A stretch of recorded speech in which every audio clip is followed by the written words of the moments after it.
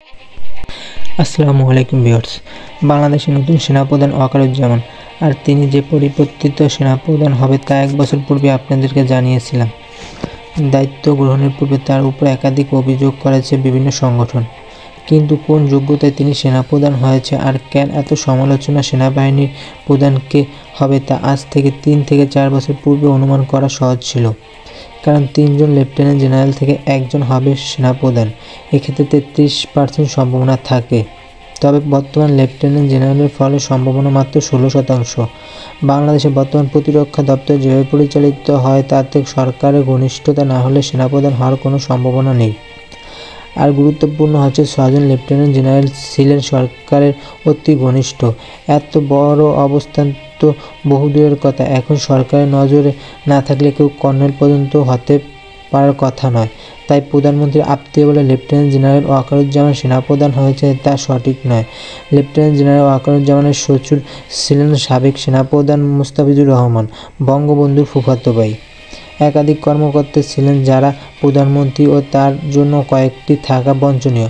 এগুলো হচ্ছে নেতৃত্বদের কোয়ালিটি এবং ব্যক্তিগত গ্রহণযোগ্যতা। কারণে সেনাবাহিনীর প্রধানকে কাউকে করলে হবে না, সেক্ষেত্রে সেনাবাহিনীর চেইন অফ কমান্ডার ভেঙে যাবে। পাশাপাশি সেনাবাহিনীর উপর নিয়ন্ত্রণ হারায় সরকার, তাই সেনাপ্রধান যিনি হবে তিনি অবশ্যই সরকারের ঘনিষ্ঠ হবে। তবে একই সঙ্গে থাকতে হবে সাংগঠনিক দক্ষতা। সেনাপ্রধান হওয়ার দৌড়ে প্রথম সারিতে ছিলেন সেনাবাহিনীর সদস্য ওয়াকারুজ্জামান। 1985 সাল থেকে সেনাবাহিনীর বিভিন্ন পদে দায়িত্ব পালন করেছেন। তার মাঝে পার্বত্য চট্টগ্রাম একটি বিকৃতকে নেতৃত্ব দিয়েছেন। জাতিসংঘের শান্তিরক্ষা মিশনে একাধিক দায়িত্বশীলভাবে পালন করেছেন। সেনাপ্রধান হওয়ার জন্য তার শিক্ষাগত যোগ্যতা উল্লেখযোগ্য ভূমিকা পালন করেছে। অতীতে খুব কম সেনাপ্রধানেরা তার মতো সামরিক বিষয়ে এত ডিগ্রি লাভ করেছে। এই ক্ষেত্রে উল্লেখযোগ্য হচ্ছে বাংলাদেশ ও ব্রিটেনের ন্যাশনাল ডিফেন্স কলেজ হতে গ্র্যাজুয়েশন সম্পূর্ণ করেছেন। প্রতিরক্ষা বিষয়ে মাস্টার্স করেছেন বিখ্যাত কিং কলেজ অফ লন্ডন বিশ্ববিদ্যালয় থেকে। তবে ওয়াকারুজ্জামান শুরু হয়েছে 2014 সালে জাতীয় নির্বাচনের পর থেকে। তখন সেনাবাহিনীর সবচেয়ে গুরুত্বপূর্ণ ডিভিশন 9 পদাধিক জেনারেল কমান্ডার হিসাবে দায়িত্ব পালন করেন। সেখানে 3 বছর দায়িত্ব পালন করেন। 2017 সাল পর্যন্ত কর্মরত ছিলেন। অত্যন্ত সততার সাথে 9তম পদাধিক ডিভিশনে মোতায়েন করা হয় তাকে। পরবর্তীতে তাকে পদোন্নতি দিয়ে লেফটেন্যান্ট জেনারেল করা হয়। একই সঙ্গে দায়িত্ব পালন করেন সেনাবাহিনীর প্রিন্স স্টাফ হিসাবে। মন্ত্রীর কার্যালয়ে নির্বিড় অর্থাৎ প্রধানমন্ত্রীর কার্যালয়ে নিয়োজিত ছিলেন। মাত্র 6 মাস পূর্বে তিনি সেনাবাহিনীর সেনাপ্রধানের দায়িত্ব পালন করেছিলেন। বর্তমানে সেনাপ্রধান হিসাবে তিনি বছরের জন্য নিয়োজিত করেছেন, অর্থাৎ 2027 সাল পর্যন্ত সেনাবাহিনী তার নেতৃত্বে পরিচালিত হবে। যদিও গুরুত্বপূর্ণ সিদ্ধান্ত নেওয়ার ক্ষেত্রে সেনাপ্রধানকে পাশ কাটিয়ে এগিয়ে থাকেন জাতীয় নিরাপত্তা উপদেষ্টা তারেক সিদ্দিকী।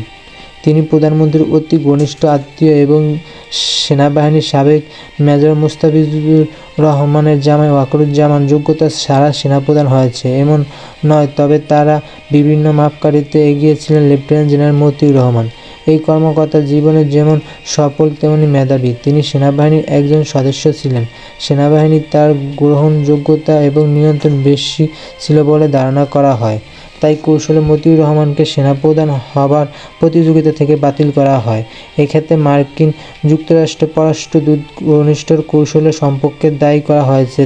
তাই সেনাবাহিনী লেফটেন্যান্ট জেনারেল হবার পর থেকে তাকে নিযুক্ত করা হয়েছে পররাষ্ট্র দপ্তরে। সেনাবাহিনীর উপর মতিউর রহমান নিয়ন্ত্রণ কমতে থাকে, কেননা সরাসরি কমানো পরিচালনা করলে প্রভাব বিস্তার করা কঠিন বাংলাদেশ থেকে।